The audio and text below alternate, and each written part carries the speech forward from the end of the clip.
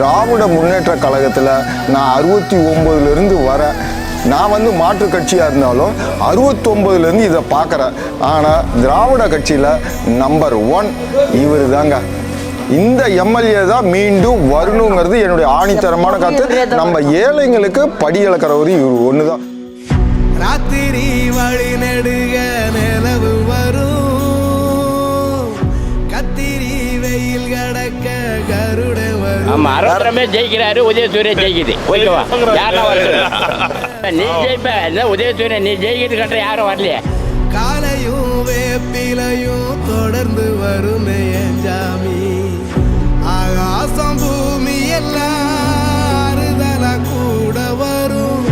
அண்ணாந்து பார்க்கையில அமைதியான தூய்மையான நிர்வாகம் மீண்டும் தொடர வாக்களிப்பீர் உதயசூரியனுக்கு.